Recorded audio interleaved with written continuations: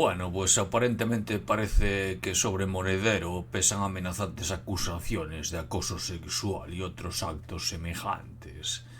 Me haga el vídeo más que nada porque es el tema de moda ahora mismo, pero poca cosa para contar ahí aquí realmente, aunque bueno, algo de chicha siempre se le puede sacar. Todo el percal está basado en rumores sin sensacionalismo, con nada concreto.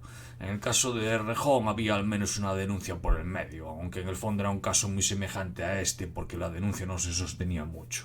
No sé cómo acabará el juicio porque en este país ya sabemos cómo son las cosas. Monedero es de una raza distinta a la de Rejón y Pablo Iglesias. De hecho, el tipo fue asesor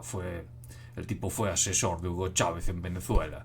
Es un tipo más cercano a la vieja escuela de la izquierda, aunque no deje de ser un progre. Por alguna razón creo que se les va a apañar mejor que Rejón para evitar que le metan en algún lío serio.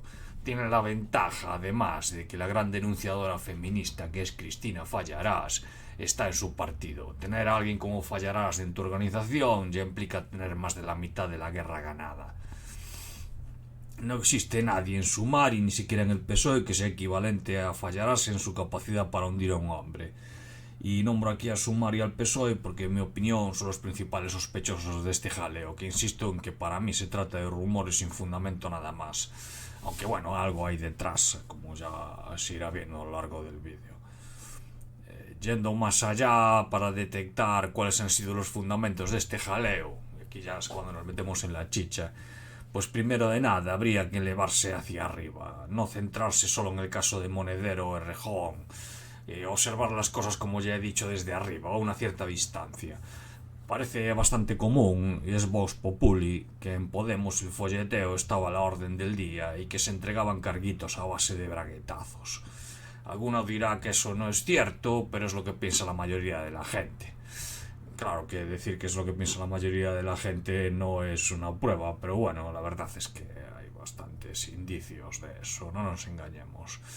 De hecho, es lo que se está contando en todas estas denuncias semi-anónimas que está habiendo, y es que los altos cargos masculinos de Podemos usaban su poder e influencia para obtener sexo, lo cual implica, por supuesto, la entrega por activa o por pasiva de carguitos, porque si no, ¿cómo vas a utilizar tu poder e influencia para obtener sexo? El problema de base y lo que debería de preocuparnos es eso. En realidad a nadie le debería de importar que fulanito sea un baboso o un pesado ni que le guste el sadomaso. Si una mujer no es capaz de defenderse a sí misma de esas tonterías, no debería de ser diputada. De hecho, no debería ni de ser ciudadana, pero eso sería otro tema. No hablamos aquí de derechos de ciudadanía, sino de cargos políticos importantes. Y en cargos políticos importantes se debería de exigir un cierto nivel de entereza. El problema de base es que en Podemos se ha estado comerciando con sexo a cambio de influencias. Claro está que, dado el ambiente cultural que existe en España actualmente, esto se está cargando sistemáticamente sobre los hombros de los hombres del partido, pero las mujeres también han sido culpables. Por ejemplo, a Monedero se le ha acusado sin pruebas de sacarse la chorra y masturbarse delante de otra política, cuya identidad no ha trascendido. Esto debe de ser a lo que se le llama nueva política. Bueno, dejemos de lado los chascarrillos.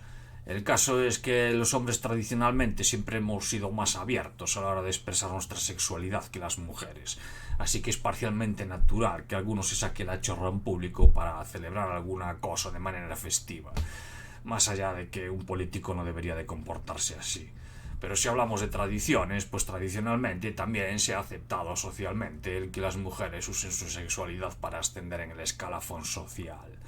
De hecho, es algo muy celebrado entre ellas, que admiran a las mujeres que lo hacen y por lo tanto es algo feminista. Es totalmente natural que en un partido feminista como Podemos se haya dado esta estructura social, esta manera de organizarse internamente. Muchos cargos, altos cargos están casados entre ellos, etcétera, etcétera. En esta estructura social, las mujeres del partido han enaltecido, han elevado a los hombres más efectivamente promiscuos, los más activos sexualmente, entre comillas, mientras que las mujeres más hábiles a la hora de mercadear con su sexualidad han ascendido también en la organización.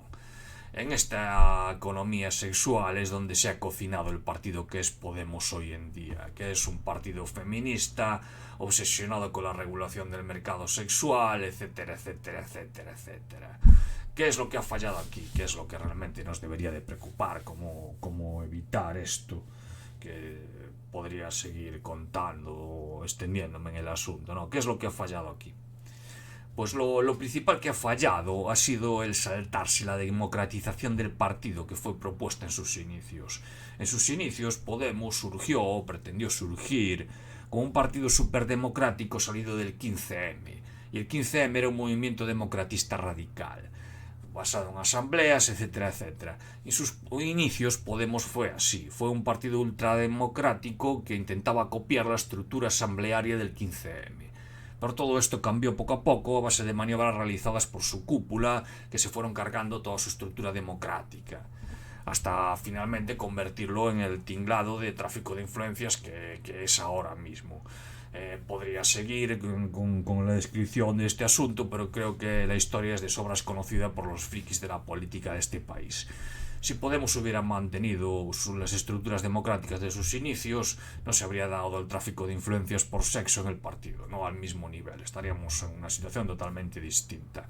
El feminismo no es solamente andar denunciando supuestos casos de acoso, que a la hora de la verdad no se va a demostrar nada, casi con total seguridad. El feminismo también tiene que ver con la democracia y con otras cosas.